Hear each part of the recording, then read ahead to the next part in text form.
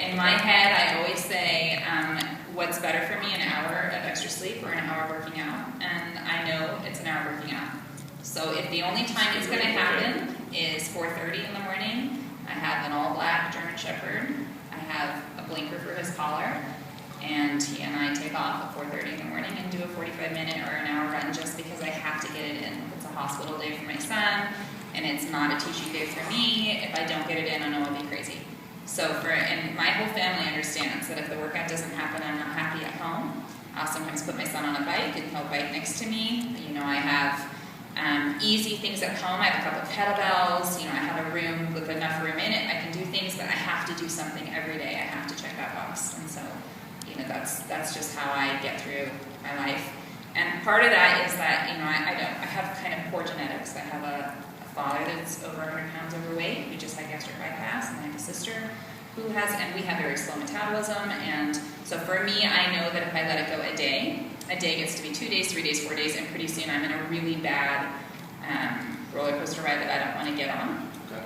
So it has to be a daily calendared thing, and then I have the bank account if my life blows up. The bank account. And then that's how it has worked for me for all of my years. Sure.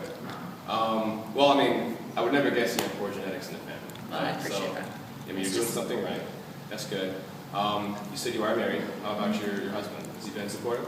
He is fantastically supportive. We have a rule in our family. We've been married for 14 years. My husband and I have been together for 16. Thank you. We've known each other since 5th grade. Okay, that's even better. Cool. Right? But we had a deal, and we made the deal when we first got married that the one thing we can go into debt over is fitness. That's awesome. We can buy anything we want for fitness. It can be credit. It can be kayak, surfboards, paddle boards, training, anything fitness related, because we both feel like that's an important part of our life. My husband is a surfer. He goes to Fiji every year for 10 days to surf, and we'll go into debt for it. That's the deal. It makes him happy. It makes me happy that he's happy. We both want to be fit and active, and so that's our priority one. Sure. Priority one is our son. That's priority 2. I understand. So, and we have had that deal since we started dating. So that understanding makes training and things a little easier. I know that there are some women that I know at the gym here who hide their training sessions from their husband because they can't justify the amount that they pay. And for me, that's just something that was that was not a negotiable part of our relationship, and still isn't. Absolutely, I need fitness in my life. I try to do the best that I can on my own, but I, too, even though I have certifications and in charge of a department, I pay a trainer twice a week to train me because they are focused on me, and I don't have to think about anything. And the cost doesn't matter. We'll make it work.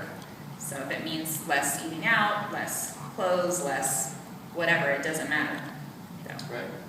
So that's really good. Even in that busy schedule and relationship, you guys have figured it out early on and stayed together, which is tremendous.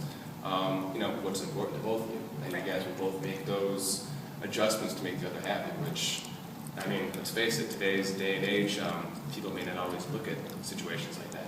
Right. So you guys aren't selfish, but you still do things for yourself. Right. As well as take care of the family. Right. And work. We work out separately. He does different workouts than I do, but we're both fit enough to do things together that are active, which is important. So I can hop on a stand-up paddleboard and hang with him. And that's important to me that I'm fit enough to do that. Right. We can hop in a kayak and race. My son and I actually race him all the time. We get in a double kayak and we race him. And who wins? My son and I win. All right. Awesome. Sounds like the guy's a charmer. I'm very competitive. Of course I win. All But right. that's important to all of us, Sure. that we are constantly on the move, and that means, he likes, occasionally he'll come to a class I teach or something, but because he's a surfer, he loves to be outdoors, and a lot of what I do has to be within these walls because of what I do. So he's running and surfing and biking and swimming outside, but when we come together, we're both fit enough to stay in pace with each other, which is important to both of us. Okay. Kind of the undertones, I think, what you're talking about here is you've been able to really incorporate fitness in almost every aspect of your life, as well as your families. It's giving you guys a kind of a release, put attention, something to do together to stay healthy, and also just really develop that positive mindset, positive attitude. That's one thing we talk about a lot on the site, is really how fitness kind of brings every element of your life together, and just, it's a vehicle from getting where you are right now to where you want to be. You always have a goal, you're always striving towards something, and it seems like you guys have that pretty well under control. Right. So that's awesome. So what would you say to anybody out there watching who is, maybe thinking, well, that's great, but I still feel like I'm too busy? Somebody who's maybe still just like, well, I'm not sure if I can fit that in. How would you maybe, inspire that person? I mean, the story's inspiring already, but what would you say to that person if you had a chance? I would say two things. The first thing is that a workout doesn't have to be an hour. It doesn't have to be 45 minutes. You can get on your floor in the morning and do 10 minutes of something good for your body. And so when you start taking it down into the smallest little pieces and chunks, it's easier to digest. And it doesn't have to be all at one time. You could go for a 30-minute walk in the morning instead of 30 minutes of sleep, and get home and do 10 minutes of abs and push-ups, and it's better than nothing. Sure. You actually have more energy during the day when you work out than less. That's something that I'm always talking to some of my family members about, because they say, I have a big day, I don't want to work out. And I say, if it's a big day, you need to work out. Right. So I would say taking it into smaller chunks definitely makes it more manageable. Instead of looking at it as I have to put on my shoes, I have to get on my pants, I have to put on my jog bra, and then I have to carve out this time, and I have to, if you can drop in your skirt and your heels and do squats for 5 minutes by your desk, and it's 5 minutes of work. So I would say that's one thing. And the second thing is, I have been fortunate enough to be surrounded by people who were not given the opportunity to work their bodies. And I think there's nothing more inspiring than seeing, for instance, I'm now connected with the Heroes Project, which is an organization where they take wounded vets who've lost limbs and have them climb the 7 tallest mountains on the 7 continents. So they'll take somebody with no legs and he'll climb Kilimanjaro, which is happening right now.